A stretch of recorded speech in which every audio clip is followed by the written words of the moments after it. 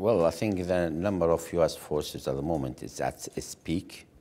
I mean, we have reached the peak during the battle to liberate Nainawa and Mosul, and they have started to have a drawdown of forces. I think the number reached something like 5,200 troops, and their role at present is training, logistical support, and to provide some air cover in certain areas for our forces. We are going to conclude this last task to provide the air cover with the liberation of Western Anbar and to secure the Iraq-Syrian border. With that job done, then there will not be any need for any air cover in the future. But the three key areas are logistical support, training, and intelligence cooperation is very important to follow up after the defeat of Daesh militarily. You know, this is a very dangerous terrorist organization. We have to make sure they will not succeed in their terror campaign. I'm sure they are resorting now to terrorist attacks everywhere in the world. We should make sure that they are not successful. We need to exchange intelligence information about their activities.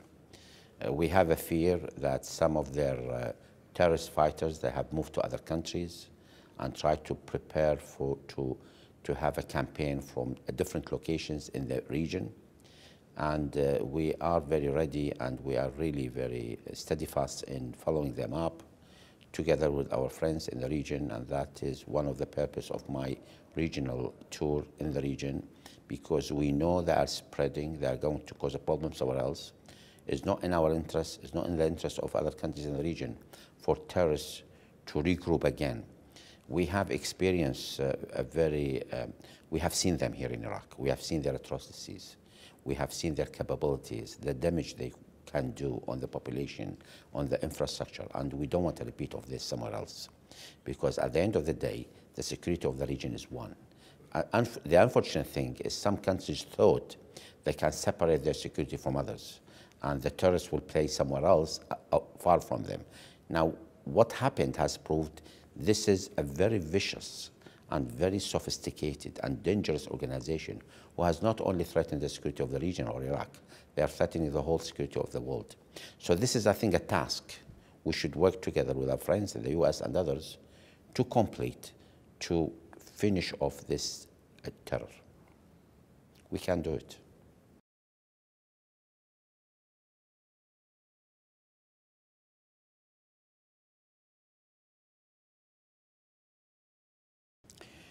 Well, I think we've said it at the beginning. We said it publicly since this call for referendum in the KRG areas, the Kurdistan area.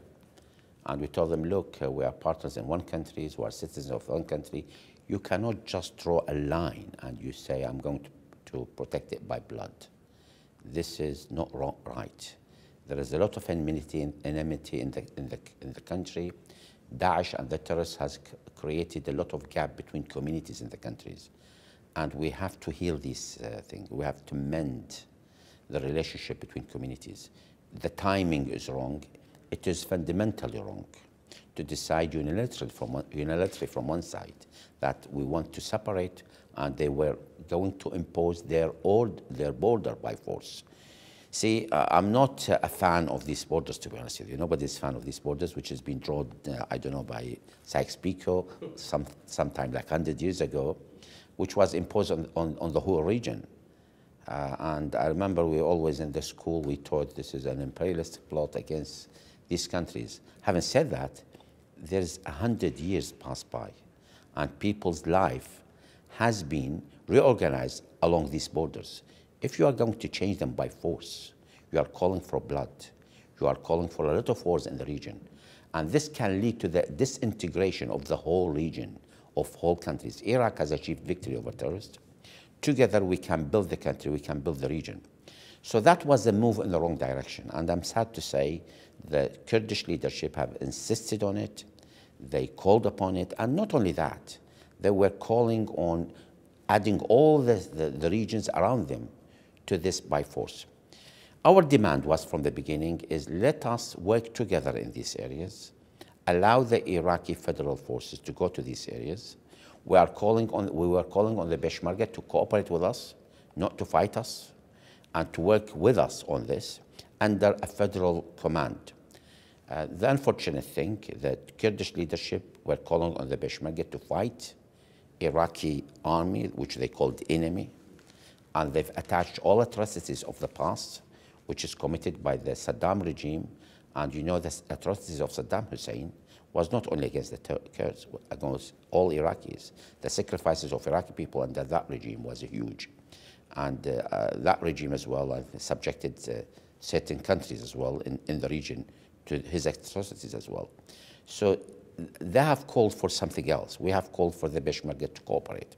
And apparently, to our happiness, the Peshmerga, soldiers of the Peshmerga have followed our call rather than the call of the Kurdish leadership. They didn't fight our army. They just cooperated with our army. So I think we have went into most of these areas without a fight, without any confrontation. There are still elements within the Peshmerga who are following orders.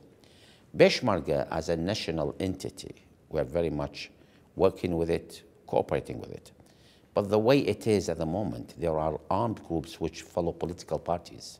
There are intelligence services in the KRG, in the Kurdish area, which is following political parties. They've been pushed to confront us.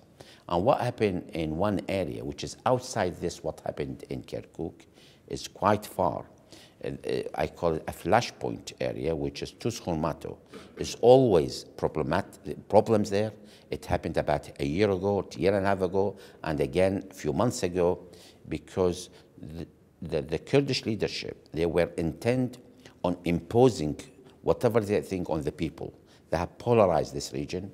So when our move in Kirkuk started, apparently the Peshmerga collapsed in that area, and people took the law and order into their own hand.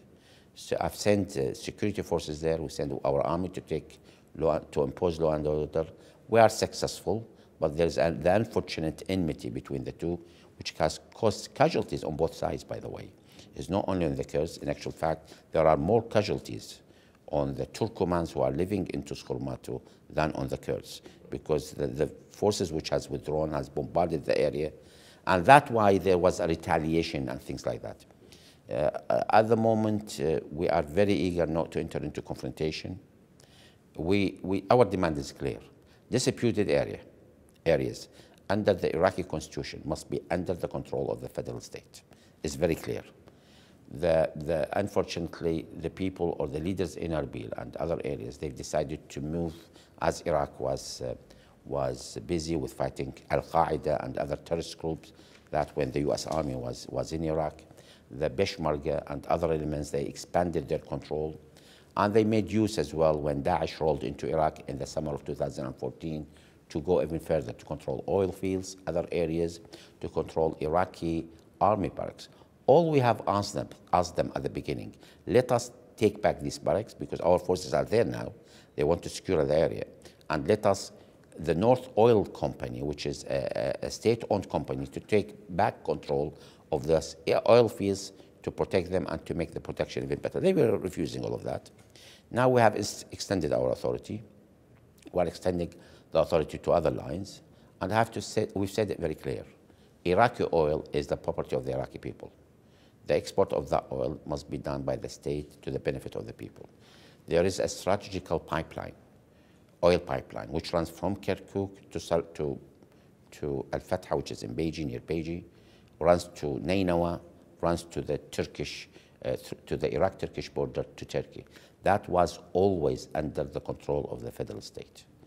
The Kurdish forces have controlled that pipeline in the north.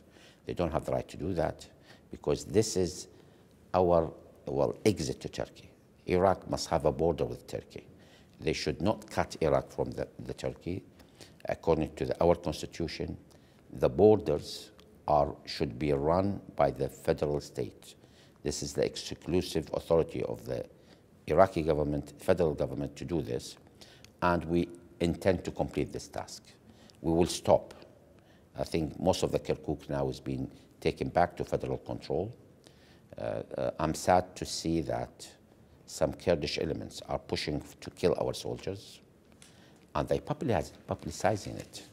Officially on our side, we don't feel happy if a Kurd or any citizen is being killed. We didn't claim victory over Kurds or over other citizens. And we are not showing. Yes, in the social media, I think there is enmity. Somebody's working on both sides to inflame the situation. But I'm very saddened that the official media, in Erbil in particular, are trying to show it is a victory on Iraqis. When they kill Iraqi soldiers and they attack Iraqi soldiers, they consider that as victory. They are using some arms which is supplied to them. We have never, my orders and commands are very clear to our security forces, not to confront the fighters of the Peshmerga, never. If you face them, give them a warning. If you can evade them, do that. Never aim your weapons against them, never into a fighting. And we succeeded in that. But I think what happened in Erbil, they've lost. They're trying to impose a confrontation on us. They're trying to kill as much of the Iraqi soldiers to force us to do the same with them. The Kurds are our citizens. My priority is to protect them, to protect the rest of Iraqis. But I'm sending a very powerful message. If you continue to kill Iraqi soldiers, you will be held responsible. These are people who are defending the countries, who are fighting for the sake of the country. They are not fighting Kurds. This is not the army of Saddam Hussein who terrorized Iraqi people. This is a new army who are fighting to protect the people, all people, including Kurds. They should not fight this army. We will not allow them. We are not going to kill Kurds or any other population, and this should stop. Our aim is very clear, to restore Iraqi federal authority according to the constitution on these areas.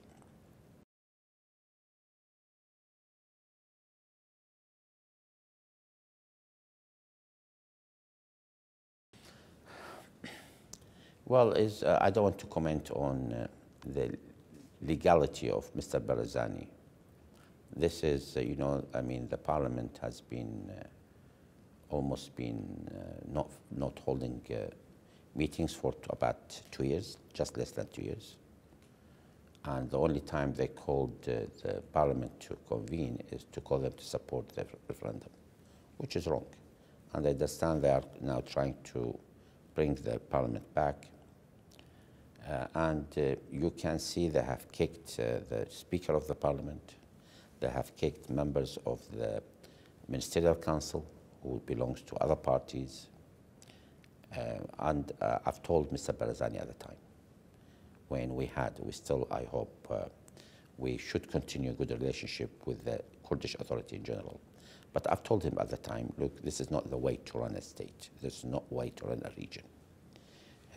I mean, I have political opposition. Everybody have in the democratic world political opposition. You should work with them, even if you don't like them. This is the way forward. My fear was this. Iraq is one country. If you revert to dictatorship in one part, people might copy that in another part of the country. It's very dangerous for us. We have suffered a lot under dictatorship. We should never allow dictatorship to come back. And I think we should work together in KRG to restore democratic institutions. This is a must. That is why I insist on restoring democratic institutions, or on restoring auditing of the federal state in terms of spending, in terms of fiscal spending and others. And this is a must. Even my office being audited by these auditors. I think we should, this doesn't minimize my position. In actual fact, it makes it, in every democratic country, there must be such auditing and such observation by federal institutions, and I insist on this. That is a safeguard for democracy. And what is the other? Do you see any circumstances under which independence? Well, I respect aspirations of the Kurdish people in general. In actual fact, I respect aspiration of any nation. But we are living together in this region. Now, the question is, do you want to redraw the borders or what? Should that happen unilaterally or together? That is number one. Number two, we are living in the region. My security, yes, my own security, it is my own affairs. But what's about if I make a move in my country which affects the security of our neighbors? Don't I have a right? We are living in the same world. If a step I'm taking on my territory which will endanger the national security of the other nation, they will consider they have the right to do something about it. So I think there must be an understanding somewhere, together with our neighbors, to take it unilaterally. It means you are moving to a step where you'll fight all your neighbors. This is not building bridges. If you want a state or an entity for the Kurds, you have to live with your neighbors. And I can see what the Kurdish leadership has done. They have offended all the people around them, all. I haven't seen anyone around them who accepted their move, including their own Kurds. I know a lot of the Kurds. Some of them probably, they were not have the courage to speak, but now a lot of them are speaking. They're looking at the results and they're speaking up. And I don't know, I cannot control the future. I don't know what's going to happen. But any national leader, it is his job to keep his population together, not to cause a fight or infighting among population. And it is a job to keep the country together. If there is a national agreement for the Kurds to have a state, I cannot say no. But there must be a national agreement in the country. If there is agreements between the Arabs, the Turkomans, and the Kurds, yes, we can live together by separating our entities. Well, we have to look at the constitution, and this is up to communities and political parties in all these entities to decide how they should amend the constitution and the way forward. But this is not happening. By all honesty, I think this inspiration has been pushed back many years now. And that was my warning to them. Said, you have achieved, or we have achieved together, a prosperity for our population and for the Kurds in particular. Your step in the referendum is risking going back many years. Don't do this. If you want your names to be registered in the history, I'm afraid it will, but in the wrong side of the history.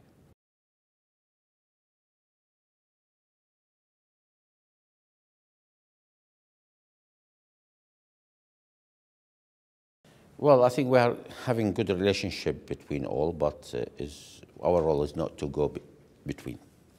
This is not our major role. If we can do it meanwhile, it's fine. If we can amend the relationship between these countries, we'll do it, but it will need one condition, at least, that they both want to do that. If any party of them don't, nobody can enforce anything on them. I think, well, the Iraqi new position, Iraq is getting stronger, getting unified. I think others, or the interference of others in the affairs of Iraq will become less and less. As this is a new build confidence among Iraqis, the Iraqi national feeling, which our aim is to increase, our people attachment to their own countries. I mean, yes, we want to achieve Iraqi interests, but not on the account of the interests of others. We have to work together. And of course, countries probably, they want to achieve the maximum of the benefit to them through investment and others with Iraq. We welcome it. But at the end of the day, we want to have a relationship with all of them. And we have been criticized before by Saudi Arabia and other Gulf states that Iraq is more tilted towards Iran, because Iran was very welcoming to the new regime in their countries, and they were forthcoming. Now, if the Gulf want to do the same, Saudi Arabia and others, we very much welcome it. I mean, this is in the interest of Iraq. Iraq is in dire need of investment and other businesses. We have a huge desert in the western of the country. If I can transfer that desert to a green land, which will create thousands and thousands of jobs, which will remove this sandstorms, not only in Iraq, in the region, and which will make Iraq and the region a better place to live in, I would do this, even if some people don't like it. And I think there is a room for everyone here. This, some have considered this is a bold step by the Prime Minister of Iraq, especially after my first visit. But I can see this, my role is to remove the enmity between people. There has been a lot of enmities between both. There has been something like sometime sectarian campaign to separate us. We want to end that. And by working with the leaders in Saudi Arabia and the Gulf states, I think we are moving closer to more cooperation. They have their own difficulties. We have our own difficulties here. I know some in Saudi Arabia don't like this. We see a lot of articles in the past being written against us, try to sabotage the whole thing. We have some here on our side where they don't want us to see us successful. They don't want a warmer relationship. But we are moving, I would say, carefully, but steadfast. That is our position at the moment. That's our plan. We should solidify our position. We should deliver at the end of the day. We should show people the benefit of this cooperation by creating jobs, by creating better investment, development, to push the economy forward, to reduce the slowdown in the economy because lower oil prices. I have to find other means of financing the country. Iraq cannot rely. Unfortunate thing, the Iraq in the last 50 years has been relying on oil as the main source, which constitutes something like 90% of our income. This is wrong. The oil is not going to stay there forever. So we have to build a parallel economy which rely on something else. The only way we can build it by cooperating with other countries. And we are open for this. I mean, my discussion in Egypt, in Jordan, is along the same line. We can build this pipeline of gas. We can have a common grid for electricity. We have to build a strong relationship with our nations rather than with just governments. If it is just governments, the unfortunate thing is leaders disagree sometimes for personal reasons. And this can sabotage the whole relationship. But if it is strengthened by having a level of cooperation which touches the interests of the people in both countries, like business people, other people, then it will be very difficult to sabotage the relationship by just one leader or just one misunderstanding.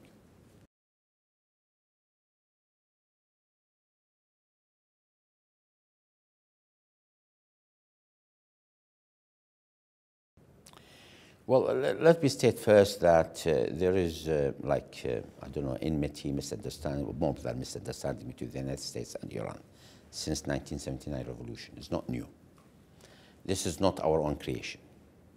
This is something which happened. But what we are telling everyone, including our Iranian neighbors and the US, who become our friends by supporting us in our fight against Daesh, that we welcome your support. We would like to work with you, both of you, but please don't bring your trouble inside Iraq. You can sort it anywhere else, although we very much would like that you reach agreement between you two, but don't bring your quarrel inside Iraq. Iraqi people have suffered so long under Saddam Hussein. They have suffered so long under terrorism and then under Daesh. We should not pay the price of misunderstanding somewhere else. And I'm calling on our political groups here. Please, is up to you to carry certain ideas to support this or that, but don't involve the whole of Iraq in this. This is your views. You should not impose it. We should not pay a price for a quarrel or misunderstanding, which it does happen between countries. I don't expect, when I have misunderstanding with a certain country, to drag with me other countries in that confrontation, because countries have their own interests and sometimes they don't want to go through that. But to impose something on us, this is very unacceptable. And the point is, I have to say very clearly, the international coalition, which is led by the US, they are here in Iraq by the invitation of the Iraqi government. And that invitation by the Iraqi government, specifically to the US side, was sent by the Iraqi government on 24th of June 2014. That is the government before me. Because there was an onslaught by Daesh on the country. There was a danger. They are attacking Baghdad and the thing. So there was a request by the Iraqi government on the American side to support them. And that's when the US started to send planes and others here to try to check the movement of Daesh. And therefore, after I took office, we have developed that into an international coalition with other countries. So others came in, like Australia, France, Italy, Britain, Germany, and many other countries. I think there are something like 12 active members who are really taking part, and 21 other members, and about 61 coalition partners as a total. These are here by Iraqi government invitation. Any attack on them is attack on Iraq, the sovereignty of Iraq, the sovereignty of the state. It's the same like any attack on an embassy in a country. Even if you don't like the country of that embassy, is an attack on the state, we consider the same. This is an attack on Iraq, on Iraqi people, on the Iraqi government. We don't tolerate it. If politicians in parliament want to reach an agreement to say, yes, we don't like this country, we don't want the troop from that country, well, they can go to parliament and do that. But to do it unilaterally by a threat, this is unacceptable, and we're telling everyone this is unacceptable. Regarding the Public Mobilization Force, which is the PMF, this is now an Iraqi institution. After the legislation in parliament, it comes under the command of the commander-in-chief, who is the prime minister. And we intend to enforce this. We have started the process of enforcing it. If you compare the behavior of the PMF before the law and after the law, if you look at the Battle of Nainawa, I don't think I have received ever a complaint about the PMF. I've received some complaints about some elements who are temporary PMF, which we call them. They are local. They were helping Iraq security forces, the locals. Some, they've been not trained properly. They've probably not been screened properly. And there was some excesses in their behavior, mainly vendetta, because when you, well, I've opened many investigations in this, and you find a guy who lost the whole of his families, many members of his brothers or things, by some elements who are still there. So they took the law into their own hands, and we try to enforce law and order again. So the PMF is moving very fast to be under the control of the Iraqi institution, the commander-in-chief. We have two problems which we have to sort out. A, when Daesh moved into Iraq, many people, they moved to protect the country, to defend the country. And there was many politicians as well done the same. Many Iraqi government officials done the same.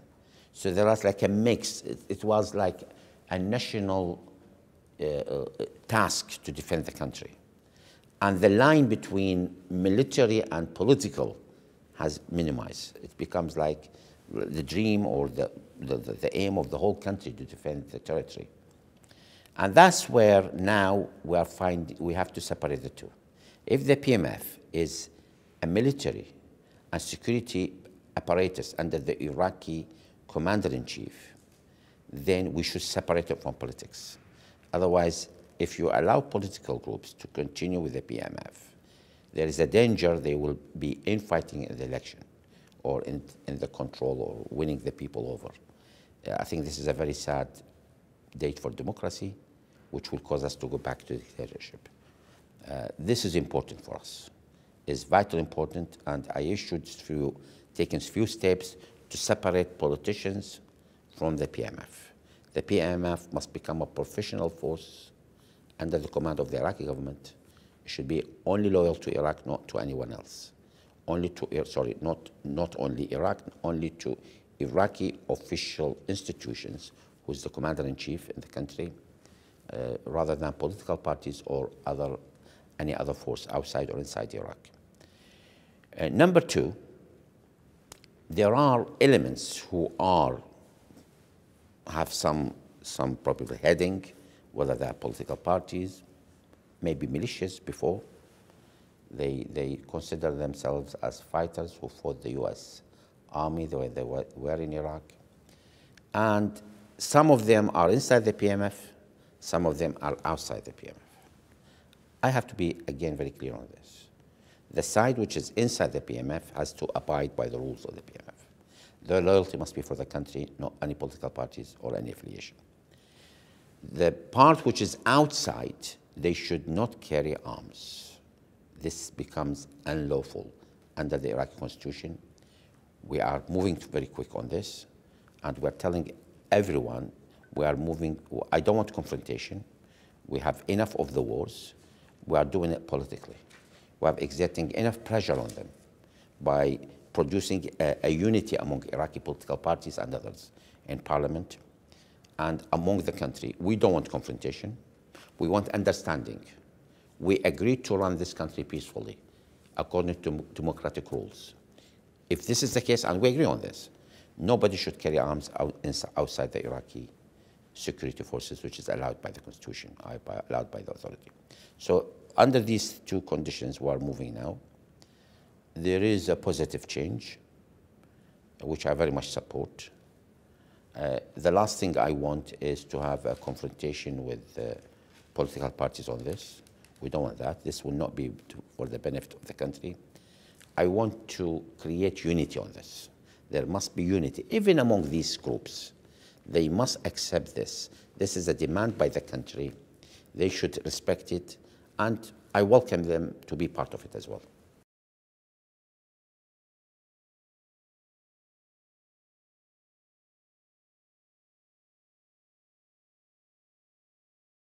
Well, it's, I mean, you know, elections were held in 2005, 2006, under much more severe conditions than this. I mean, many parts of the country were controlled by terrorists at the time, although the U.S. Army was here.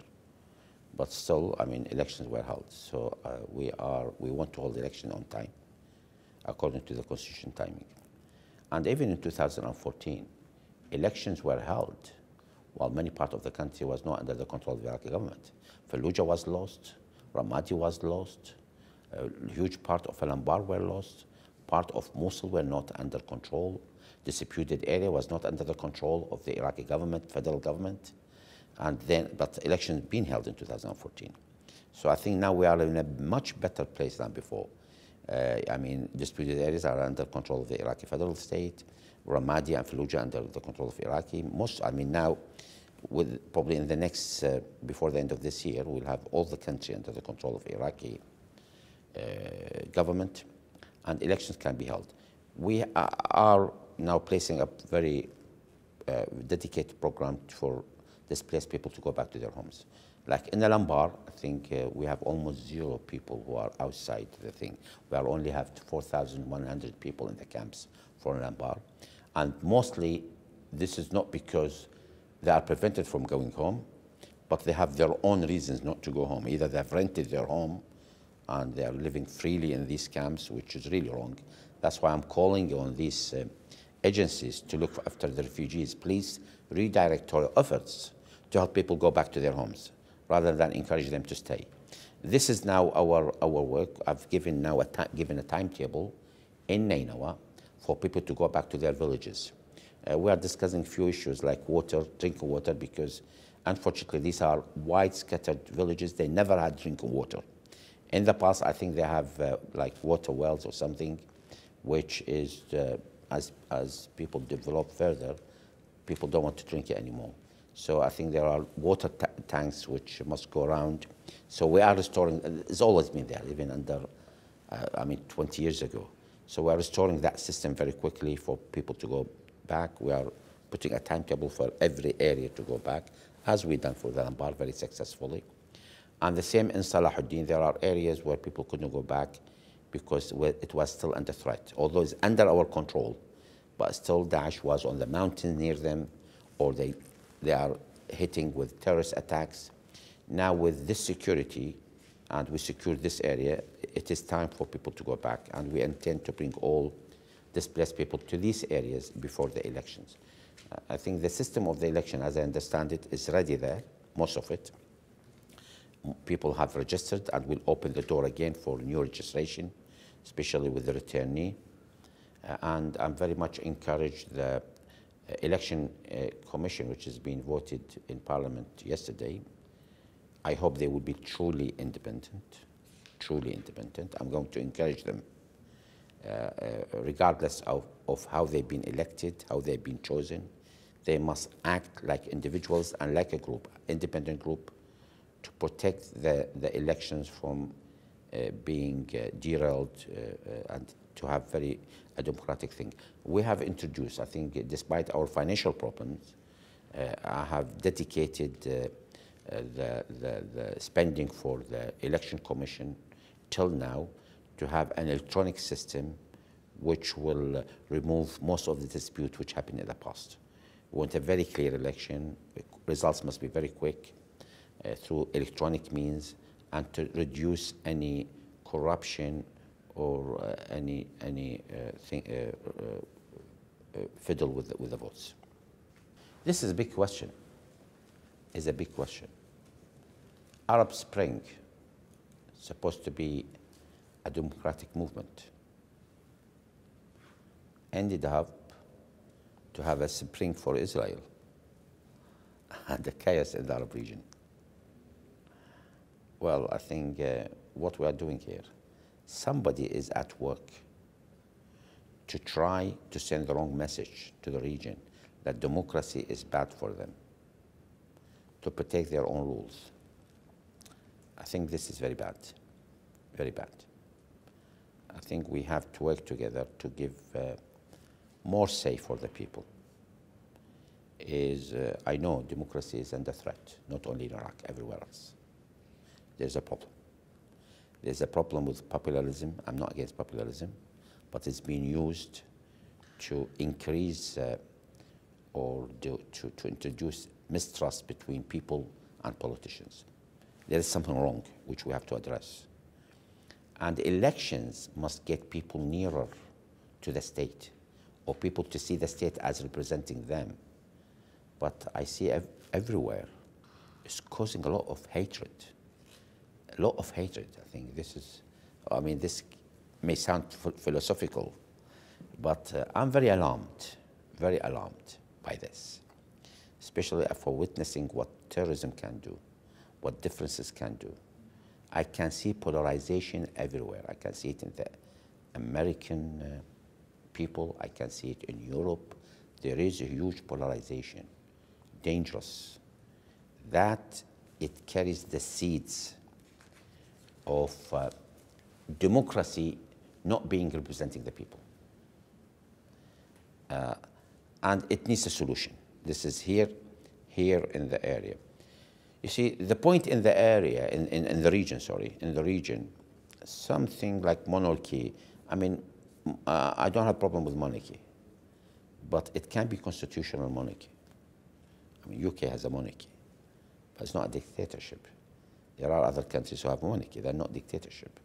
So I think you can mix the two. You don't have to change drastically your system, but at least you can give more share to the people. This is a must. If democracy means only election, this is not a solution. The essence, you have to have democratic political parties. How you can implement democracy when your parties are run by dictators? Can you? You cannot. So the whole thing must be transformed. All our institutions must be transformed. It must be open to the people.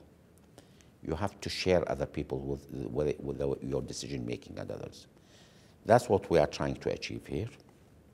And I hope others in the region will see a lot of hope and positive tendencies in our democracy. We have decided that we'll accept we are different.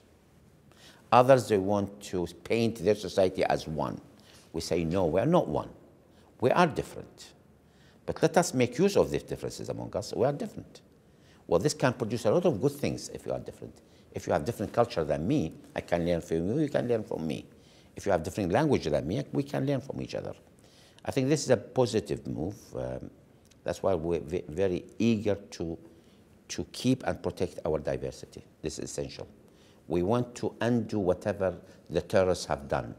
They want to wage a differences and a fight between our communities, between like Christians and Muslims, between Shia and Sunni, between Yazidis and non-Yazidis, between Kurds and Arabs. We have victory over the terrorists, but the actual victory is to remove whatever, to undo whatever they have done by working together, by being homogeneous, even if we are different. I'm very proud that Iraqi society is diversified by different people. This is our power. This is our heritage. This is what we are. We should protect it and keep it. And I hope others in the region will see this. It is not a shame for your country if you are different.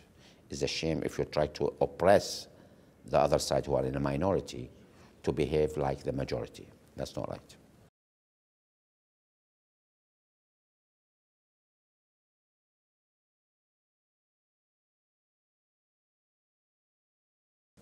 Well, yes, we are encouraging this very much. We are calling, I mean, this is the Saudi and Iraqi, this body which we have created, is to do exactly this. United Arab Emirates is very eager, Kuwait is very eager to get into this.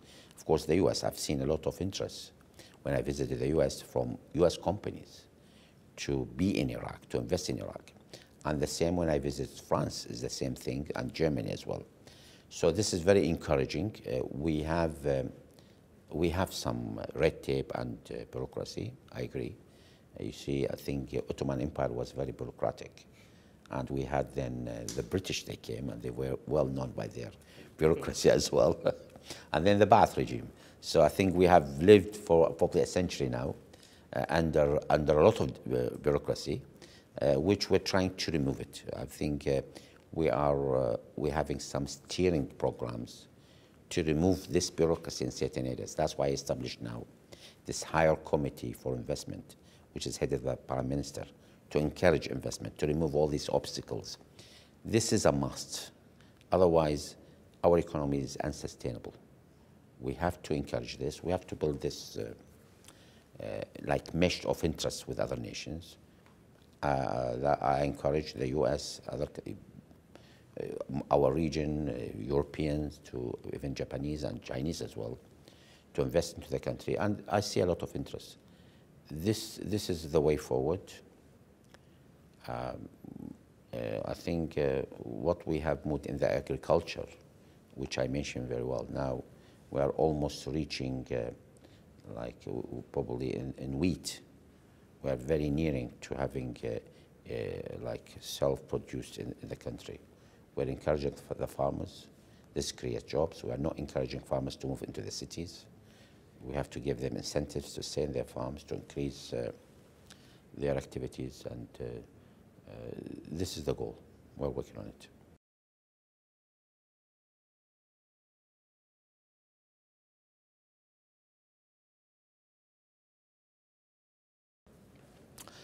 I think I have this, I mean, I've spoke about this, our initiative for the whole region, including the Arab region and our neighbors who are Turkey and Iran. This is built around having economical development rather than like conflict, to work together. I mean, I have to say, the Syrian war was completely unnecessary. The unfortunate thing, every country, they looked at their sole interest with no regard to the interests of others.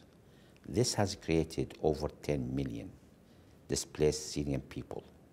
It has created about 3 million, although it's less now because a lot of our displaced people have went back in Iraq. That was, I mean, I don't think leaders can sleep at night in the region while they have created this mess. We have to work together to resolve this mess, and I intend to do this. I intend to work with all the region, with everyone. I don't want to create another problem in Libya. If what we have done, if the terrorists have escaped from here and created another haven for them in Libya, or in Egypt, or anywhere else, we have to work together to prevent this. Some countries will say, oh, it's got nothing to do with me, but it has. We have, here in Iraq, you have seen Daesh rolled across the border from Syria to Iraq. And look what they've done. They can do the same thing in other countries. We want to prevent this by our cooperation. We have bilateral relationship with Turkey. I want to encourage trade, economical relationship, security as well, because we have borders. I know they're very unhappy about what's happening in Syria. I'm not happy as well, but probably for different reasons. That's why we have to cooperate in this regard. I know they felt very angry by the referendum which have taken place in our Kurdistan because they consider it as a national security threat to them, because they have a sizable Kurdish population as well. I don't intend to cooperate with any country against my own people, but I intend to cooperate to produce a security status for all of us. I think they have their grievances regarding other terrorist groups which they consider like the PKK and others. Our intention is not to allow the PKK to wage attacks on Turkey from Iraq. This is our publicized position. This is my constitutional duty not to allow any group to wage attack on neighboring countries, and I'm abiding by this. We are not waging a war against others on account of others, by proxy. We should not encourage this. And that is, I mean, the message to Turkey is we are open to all trade. We have to build a new relationship. This relationship has been dented in the past. In actual fact, what happened in the KRG, in the Kurdish area, sometimes is, again, the making with our own neighbors. They have encouraged this trend. They wanted to move our Iraqi Kurds away from Baghdad. It has backfired. I think if we want to build a good relationship, we should deal with our people properly and with our political systems on the right track. That is my message to them. I know they're very eager for us to meet. I hope to build a new relationship with Turkey, built on today rather than yesterday.